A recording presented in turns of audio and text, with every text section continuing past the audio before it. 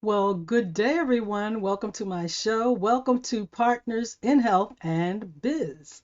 I'm your host, Gail Dixon McBride, and I'm so very happy you could join me today. Today is a wonderful, beautiful day. Yes, it's raining, but that's okay. Thank God for the rain because we need it for the vegetables to grow and the plants, the beautiful plants.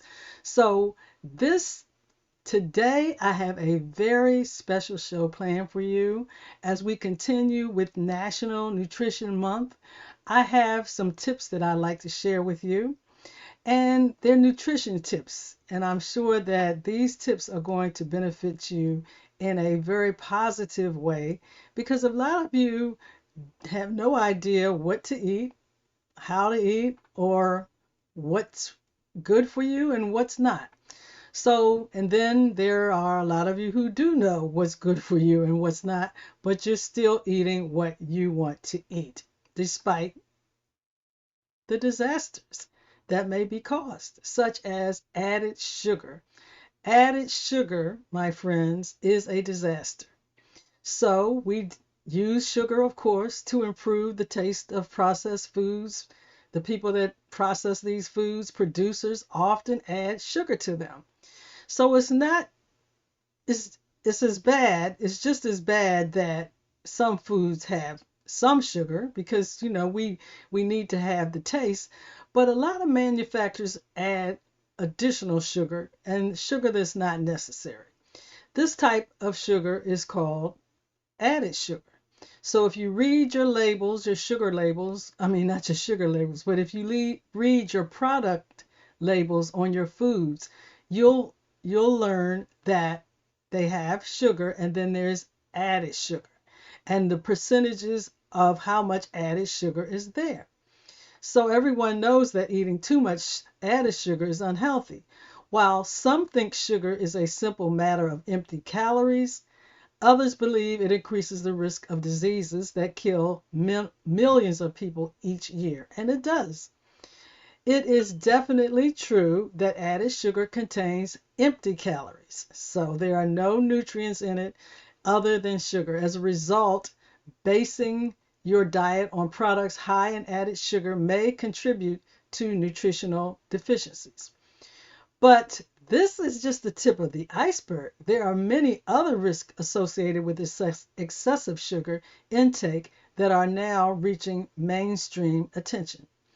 Added sugar is being implicated in as a leading cause of obesity, heart disease, and type 2 diabetes. Type 2 diabetes. The high fructose content of added sugar is often blamed. This is because fructose is metabolized strictly by the liver. High intake has been linked with non-alcoholic fatty liver disease, insulin resistance, elevated triglycerides, abdominal obesity, and high cholesterol over time. So, have you been to the doctor? Has your doctor told you that you have high cholesterol? Are you a borderline diabetic? Well, take heart and listen. However, the role of fructose in disease is controversial, yes, and some scientists do not fully understand how it works.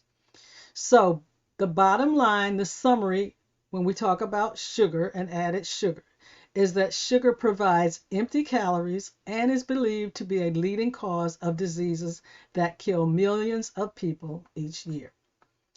Okay, so let's talk about the omega-3 fats. Omega-3 fats are crucial and most people don't get enough. That's right. For example, an omega-3 fatty acid derived from animals makes about 10 to 20% of the total fat content in the brain. A low intake of omega-3 is associated with a lower IQ, depression, various mental disorders, heart disease, and many other serious diseases.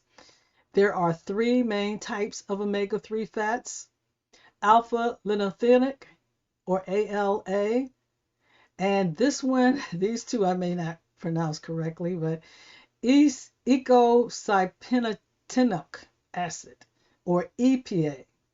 And then there's the DHA. I'm not going to even pretend to or attempt to pronounce that one. But it is spelled DOCOSAHEXAENOIC. Why don't you try it? Okay. ALL comes mostly from plant oils, where the best resources of EPA and DHA are fatty fish, fish oils, and certain algal oils. Other sources of EPA and DHA are grass-fed meat and omega-3 enriched or pasteurized eggs. The plant from ALA needs to be transformed into DHA or EPA to function correctly in the human body. However, this conversion process is inefficient in humans. Therefore, it is best to eat plenty of foods high in DHA and EPA. To summarize, part of the population is not getting enough omega-3 fats from their diet. And according to a deficiency in these essential fatty acids, it may help prevent many diseases. Avoiding, I should say, a deficiency in these essential fatty acids or getting enough of these essential fatty acids may help prevent many diseases. So, yes, there is no perfect diet for everyone. People are all unique. Subtle differences in genetics, body type, physical activity, and environment can affect which type of diet you should follow. Some people do best on a low carb diet, while others are better off on a vegetarian high carb diet. The fact is, what works for one person may not work for the next. So, to figure out what you should do a little experimentation. Try a few different things until you find something that you enjoy and think you can stick to. Different strokes for different folks, right? Right. So to summarize, the best diet for you is the one that works for you and you can stick to in the long term. Okay, so let's talk about artificial trans fats. Artificial trans fats are very unhealthy. Yes, they are. So, food producers often use hydrogenation to harden vegetable oils for use in products such as margarine. Trans fats are formed as a side product when vegetable oils are hydrogenated. Because trans fats have been linked with poor health, margarine free of trans fats is becoming increasingly common. A high intake of trans fats is associated with various chronic diseases such as abdominal obesity, inflammation, and heart disease, just to name a few. So I recommend you avoid trans fats as if your life depended on it. So what's the summary here? Trans fats form in chemically processed oils and are linked to all sorts of chronic diseases. You should avoid them like the plague. So I will pick this up next time. I want you to tune in to Partners in Health next week when my special guest will be Anthony Lawrence.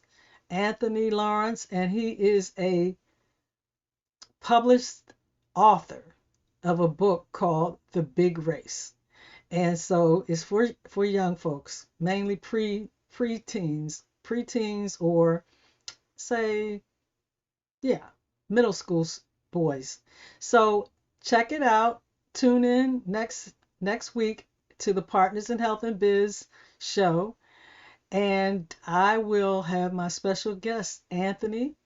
I call him Doug. His middle name is Douglas, and we refer to him as Anthony Doug Lawrence. Next week on Partners in Health and Biz. Until next Saturday or Sunday, stay healthy and business savvy. I'm your host, Gail Dixon McBride. Have a blessed day, everyone. And remember, this is the day that the Lord has made. So let us rejoice and be glad in it. Ta-ta for now.